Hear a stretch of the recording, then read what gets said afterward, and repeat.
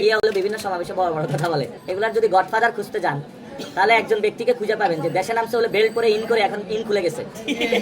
চাঁদা তো এখানে পুরো সয়লাভ, শুধু এখানে না, আরেকজন আছে না ঢাকা 11-তে ভূমি দখল করে কাইম কমিশনার, মিথ্যাবাদী।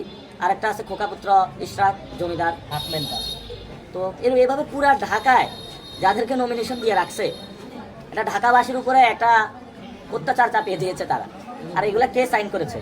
এই যে গডফাদার মির্জা ফখরুল কি জানতো না এগুলা গডফাদার, সন্ত্রাসী, দুর্নীতিবাজ? উনি কিভাবে সাইনটা দিয়েছে? আর এগুলো অ্যাপ্রুভাল কে দিয়েছে? সুপারিশ করছে কে? ওইটারই বাংলাদেশে ওইটা হলে সব ঠিক হয়ে যায়। এখন হলে বিভিন্ন সমাবেশে বড় বড় কথা বলে, ও সব দুর্নীতিবাজ, সন্ত্রাসী, চাঁদাবাজের টিকিট দিয়ে এখন গিয়ে আবার জনগণের কাছে বলে আমরা এগুলা বন্ধ করবো। এটা তো বাংলাদেশের সবচেয়ে বড় প্রতারণা। এই জন্য আমি বলেছিলাম দুর্নীতি, সন্ত্রাস, চাঁদাবাজি যারা এই বাংলাদেশে, এগুলার যদি গডফাদার খুঁজতে যান তাহলে একজন ব্যক্তিকে খুঁজে পাবেন যে দেশে নামছে হলে বেল্ট করে ইন করে এখন ইন খুলে গেছে।